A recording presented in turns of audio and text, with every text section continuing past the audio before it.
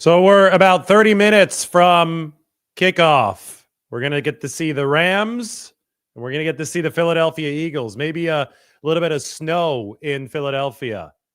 I think the better quarterback is on the visiting team. I think Matthew Stafford is the better QB in this game, but I do think the Eagles have the stronger overall roster, including Saquon Barkley, who has been such a godsend for that offense this season. So a good day of football is coming up. It was a good day of football yesterday. I mean, how can you not be entertained with what we saw in Detroit between the Lions and the Washington Commanders? Jaden Daniels, maybe the best young quarterback in all of football. But everything that's been happening, not only this week, but the week prior, has underscored how impressive Brock Purdy's playoff performances have been. And it's underscored how important being good in the playoffs is. And I think that's all relevant information since Brock Purdy is going to be signing a new contract with the 49ers this offseason. But take a look at this. SF Data Niners did a great job of plotting QBR and EPA per play in the postseason, X and Y. This is since 2018. So you want to be further to the right and further up. We get to see one of the best quarterbacks in the game, especially when it comes to postseason performance, play in about half an hour, and that's Matthew Stafford. But Brock Purdy, over his 6 playoff games, has been right there with Stafford. Mahomes has been the best in the very upper right, but Mahomes also seems to be getting some extra help. How about this? The most interceptions negated by defensive penalties, 2020 through 2024. Patrick Mahomes has had 14 interceptions negated by penalties. The second highest is Joe Burrow with 10. That is an absurdly high number, considering the fact that you got other guys who have played a lot of football in the time since 2020 who are only at like 1 or 2. And here's Mahomes at 14. So for any people upset over yesterday's game and some of the calls that went against the Houston Texans and obviously in favor of the Kansas City Chiefs, there's some data that's probably going to make you even more upset. Anyway, back to the quarterbacks and back to Brock Purdy and his playoff success, which is extremely significant. Yesterday, we saw Jared Goff throw 3 interceptions, and I'd never seen anything like this. The Lions ran for 201 yards. I mean, Detroit was setting things up perfectly for Jared Goff. They were doing everything they could to hide him yesterday between trick running plays, excellent blocking up front, trick plays, passing the ball, Jamison Williams throwing the football instead of Jared Goff on one attempt. All of that, all for naught. He threw 3 interceptions anyway. I'm going to have to go back through box scores. And if anybody has any ideas of which box scores I should look at first and narrow down the search, but I can't remember the last time a team ran for over 200 yards and a quarterback threw 3 picks with a QB rating of under 50 or under 60 or whatever it was for Jared Goff. It wasn't good last night. So what you saw was the quarterback that a lot of people accuse Brock Purdy of being, unfairly accuse Brock Purdy of being. You saw a quarterback who was being carried by his team but screwed it up anyway. On the opposite side, and literally the opposite side of the draft, because Goff was pick number 1 and Brock Purdy was pick number 262, first and last, you've got a quarterback who has carried his team in the playoffs and who doesn't have full support. I mean, Brock Purdy had to deal with a mass amount of offensive injuries this year. He's not had a plus blocking offensive line since he joined the 49ers. 2023 was a great illustration. This is pass protection on the x-axis and efficiency on the y. You can see how much of an outlier Brock Purdy is. So he's doing what he's doing with below standard pass protection. It's one of those things where every single point of data, every single point of tape shows us that he is a truly exceptional player, yet he's not getting credit for it. Whereas somebody like Jared Goff is a truly mediocre, average kind of quarterback, and he's getting way too much credit for it. And I think that the past 2 weeks have been so interesting because they have exposed the lazy takes for what they are. I mean, last weekend we saw Justin Herbert We saw Sam Darnold. This week we saw Jared Goff. I mean, these are all quarterbacks, and I guess Darnold's making only $10 million. But between Justin Herbert last week, and Jared Goff this week, you've got two guys making over $50 million a year. Two guys who are considered to carry their situations that obviously are not carrying their situations very effectively. In fact, they're throwing the situations away. And when you look at the actual data and what quarterbacks have actually done over the course of the postseason since 2018, well, then you have Brock Purdy really standing out. You know, Phillip Rivers is interesting. Kyle Shanahan was interested in signing Phillip Rivers back in 2022, had the 49ers beat the Philadelphia Eagles in the game that Brock Purdy blew up his elbow. He wanted to bring Phillip Rivers essentially out of retirement to play in the Super Bowl that year. Why? Because Rivers is a clutch guy. Rivers did well in the postseason. But that didn't happen because Brock Purdy and his injury led to the 49ers losing that game against Philadelphia. On the other end of the spectrum here, bottom left, you've got Jimmy Garoppolo, who's in the same spot as Lamar Jackson. I find that funny. We're going to get to see Lamar against Josh Allen today. I think Allen has been the better playoff quarterback. I think it's not even in question, the better playoff QB than Lamar Jackson. So we'll see if that advantage holds true in the game between the Bills and the Baltimore Ravens. Meanwhile, you got Matthew Stafford, who's been one of the best in the game. I mean, he's balled out in the postseason. We saw it in that 2021 season when the Rams won the Super Bowl. He gets to face Jalen Hurts, who's down in the bottom left. So just if you look at quarterbacks, the advantage lies with the Rams over the Eagles today and lies with the Bills over the Ravens today. Yesterday, it lied with Jaden Daniels and the Washington Commanders. And I know Daniels doesn't have enough playoff attempts. I think you have to have a minimum of 100 dropbacks to make this chart, but Jaden Daniels would be in the upper right. He has been awesome, and he's definitely been better than Jared Goff, who's been in the lower left corner here. Even Joe Burrow and even Tom Brady, this is since 2018, so this is not Brady's whole career. This is Brady in more recent years toward the end of his career. But you can see how hard it is to be in the upper right. Purdy, Stafford, Mahomes, a little bit of Aaron Rodgers, Jordan Love. Yeah, despite the fact that he was bad last week, he was good against the Cowboys last year, so I think that's inflated his score. But to be up in these elite ranks is extremely, extremely difficult. And anybody who knows football will tell you that that is something of big-time significance. The ability to perform in the playoffs, because the playoffs are hard, defenses are geared up for you, defenses are focused on stopping you at a level that you don't see in the regular season. The pressure ratchets up. I mean, so much of what happens at the quarterback position is in between the ears. It is a cerebral game. So the ability to succeed in that pressure, in weather conditions as well. One of Brock Purdy's big playoff wins came in wet conditions against the Green Bay Packers. It was raining. So the ability to deliver in January and in February against the best defenses in football who are trained in on you in non-ideal weather conditions with everything on the line and the pressure ratcheted up, that is a skill that not many quarterbacks in the league can muster. Graphics like this illustrate that. Brock Purdy has been one of the QBs who has proven it. It absolutely means something. It absolutely means a lot. And that's why we're talking about Brock Purdy as a potential $60 million man. Now, it's not just the playoff performance, and it's not just the fact that he's been the number one ranked quarterback when it comes to efficiency ever since he joined the league.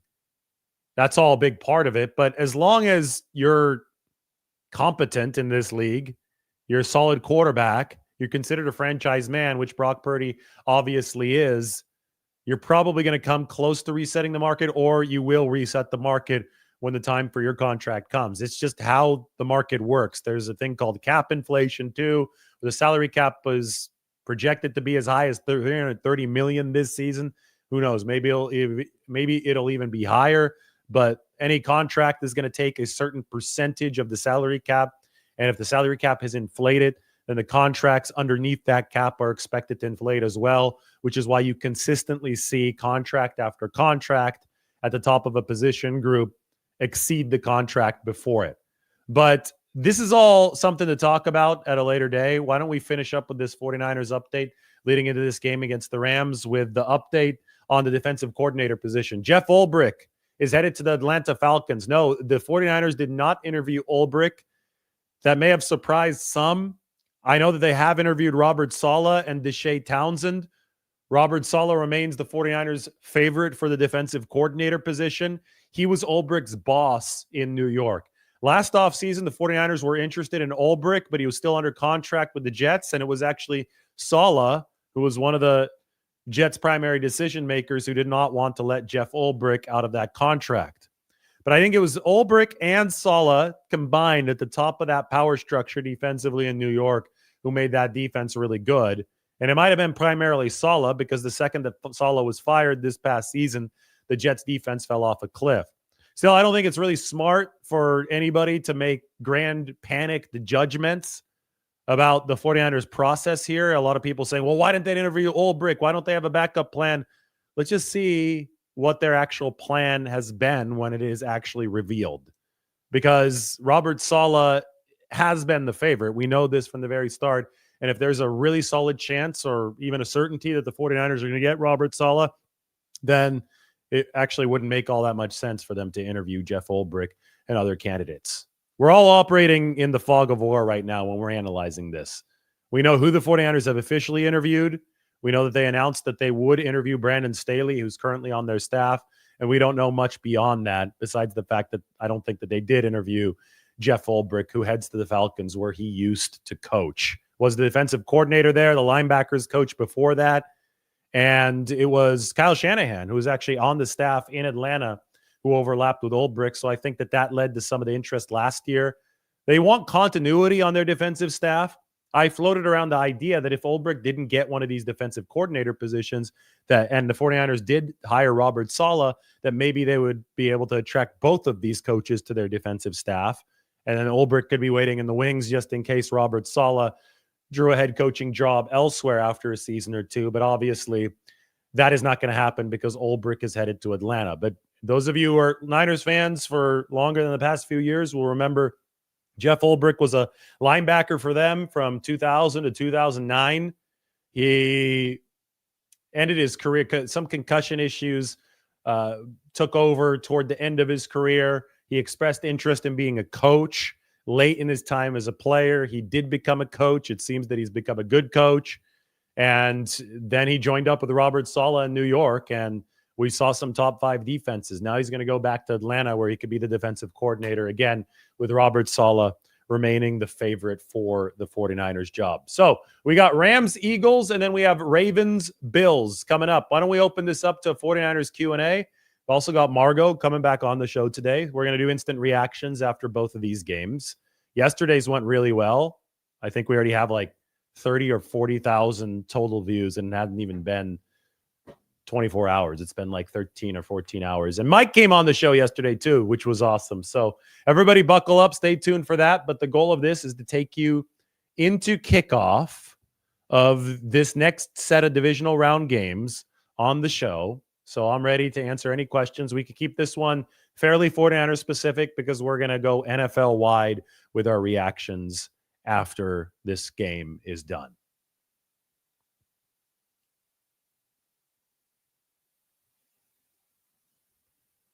Pedro asks, why are there so many people so high on Brock?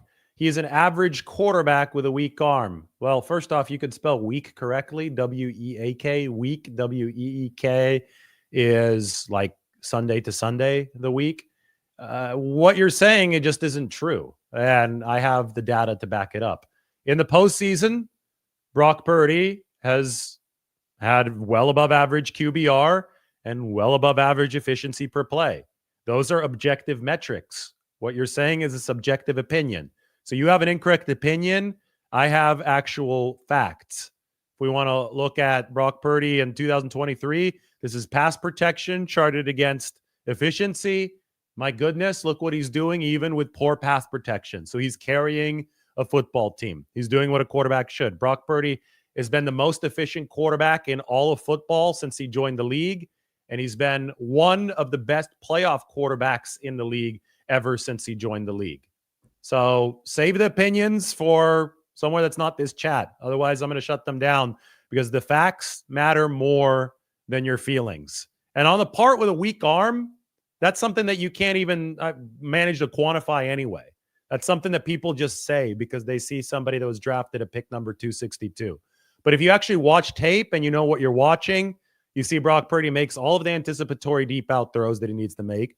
You would see that he was the most accurate deep passer on record in 2023, like literally on record. PFF tracks throws of 20 or more yards, and he completed over 60% of them last year. So the data and the truth just doesn't match up with your incorrect opinion.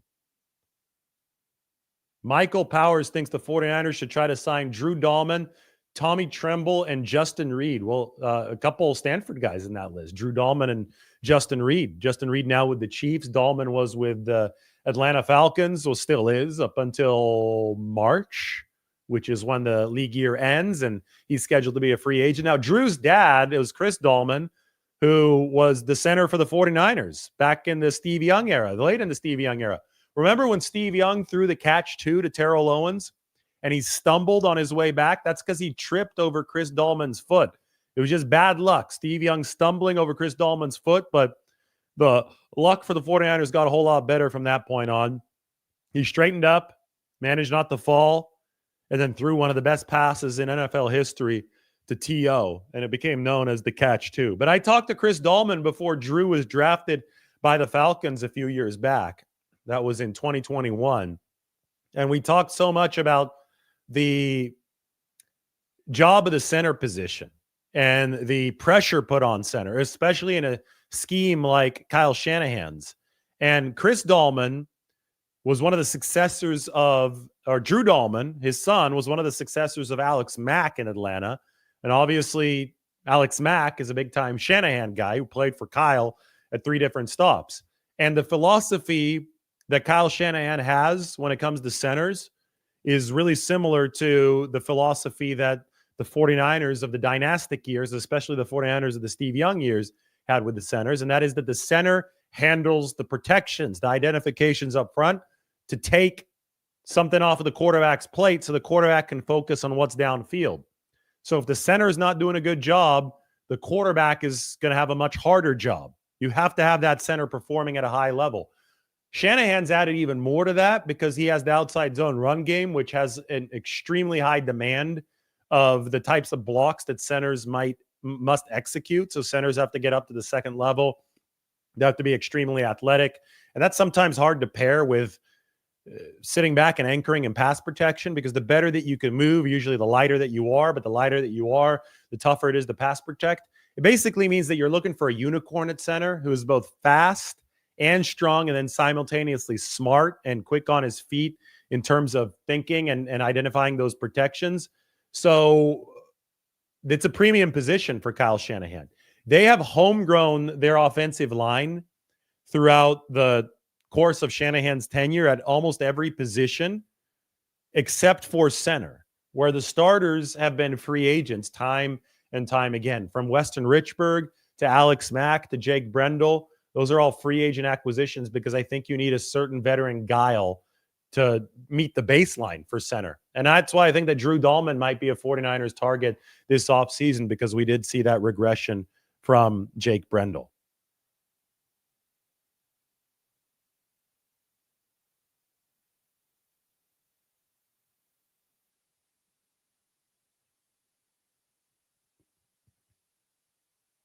Billy said he just saw Jimmy Garoppolo walking in Rams uniform, high-fiving Matthew Stafford. And Matthew high-fived the team. Cool.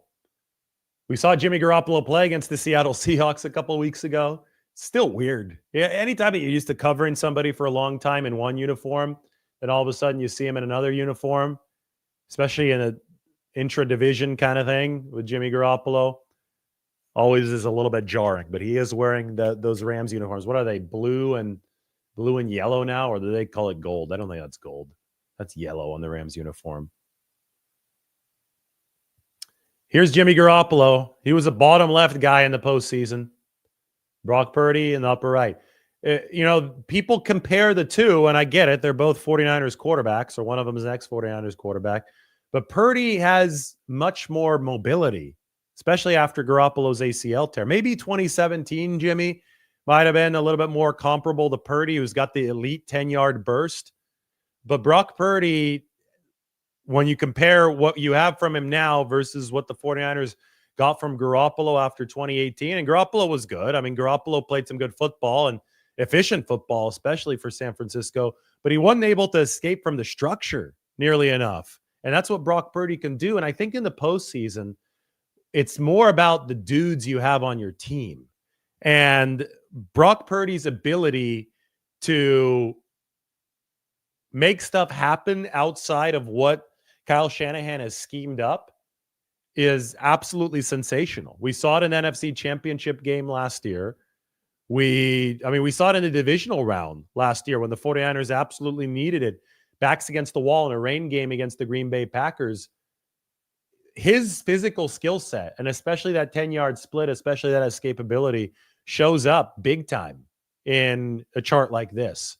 That's why he's a guy on the upper right, because he's been able to master playing from the pocket while also giving that little bit of extra in case whatever is supposed to happen that's choreographed within the pocket breaks down.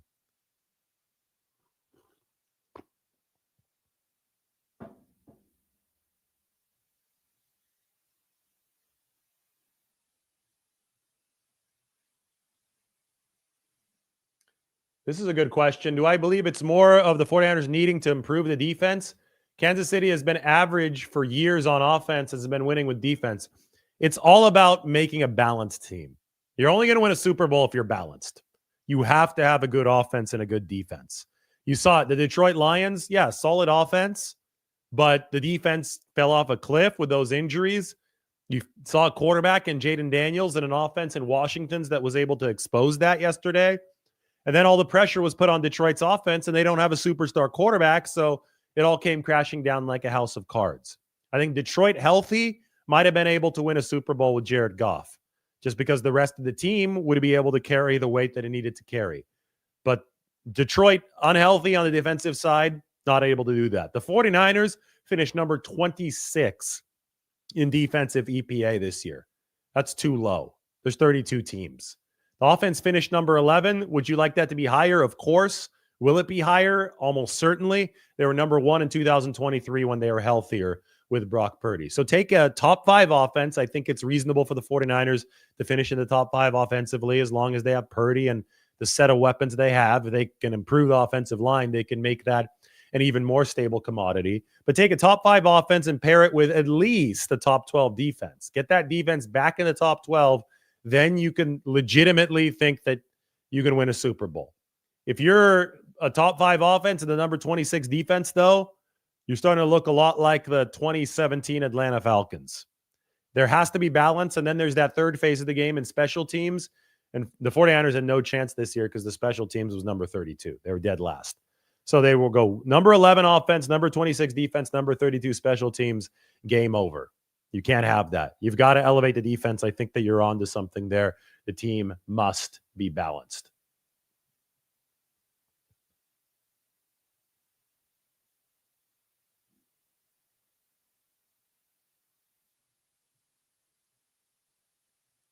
Score prediction for today. Mike is going to put me on the spot. So my Super Bowl prediction for a while has been Eagles-Bills. I'm going to stick with it, but I got a good buddy. His name is Mike Boehm. He from Visalia. I don't know if he watches. I know he follows me on Twitter. He's a Rams fan.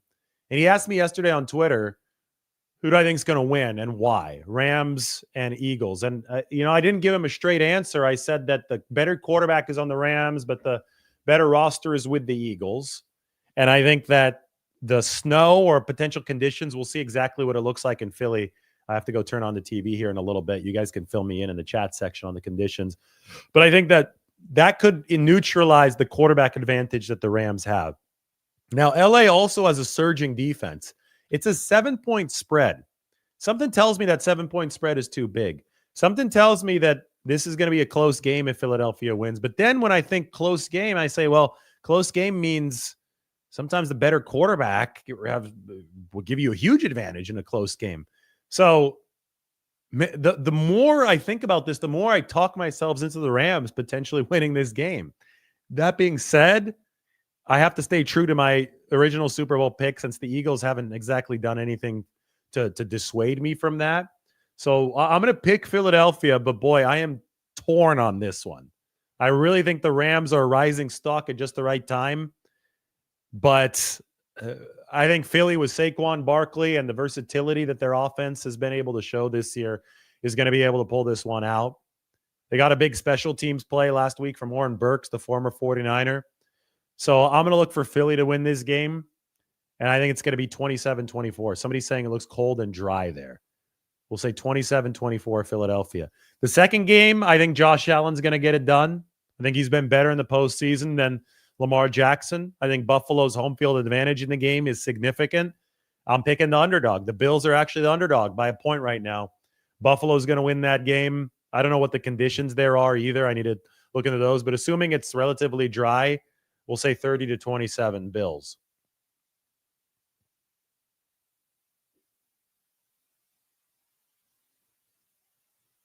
Greg says LA is not winning. The Eagles O-line and run game kill it. Yeah, I mean, it comes down to that. I said Saquon Barkley, and then plus they do have an awesome offensive line. Just imagine Brock Purdy. We'll leave you with this. Imagine Brock Purdy behind either the Eagles O-line or the Lions O-line. He definitely wouldn't struggle the way that Jared Goff did yesterday. I think Brock Purdy wins that game yesterday if he has the Detroit Lions O-line. It definitely would be a duel between him and Jaden Daniels, and we'd just see who comes out on top. But this graphic from 2023 should live rent-free in people's heads. This is offensive line strength on the x-axis, so the best lines. Josh Allen's over here. Jalen Hurts way at the right. Lamar Jackson has a good offensive line. And efficiency on the y-axis. The Niners did not have a good pass-protecting offensive line, and Purdy was way up here. I'll take this a step further. I think that Brock Purdy and Jaden Daniels, because Matthew Stafford's older and Stafford is great. I'll give credit where it's due. He's done some really good stuff. Although might not be talking about Matthew Stafford in this way had Jaquiski Tartt just caught the interception in 2021. Just goes to show you how narrow the margins are in this league. They're very, very narrow. But anyway, Stafford's not going to be around forever. I think Brock Purdy and Jaden Daniels are going to be the class of the NFC. They're going to go head-to-head, big-time matchups, and it will be John Lynch against Adam Peters, who's running Washington. Yesterday might have been our introduction to that future reality because Jared Goff isn't it. Sean McVay had already shipped Jared Goff away to Detroit. I don't think Sam Darnold's it. I really don't think that Jalen Hurts is it. We're going to get to see him right now against Matthew Stafford. I've just picked him to win. I picked the Eagles to win. But I think that Stafford, that's the old guard, the new guard, guys like Purdy, guys like Jaden Daniels. And why don't we go enjoy this football this afternoon to get some more data points on what's going to happen moving forward. All right, everybody, thanks for watching. Time for some football. Eagles are about to take on the Rams. And make sure you tune in right after. Hit the notification bell, hit the like button, but do whatever you need to. Hit subscribe so you're ready for the post-game instant reaction. We will be right here. Lombardi herself will be right here. She was a very popular guest. If you want more of Lombardi herself, thumbs up on the comment section, on the chat section, and we'll join you as soon as Rams and Eagles ends.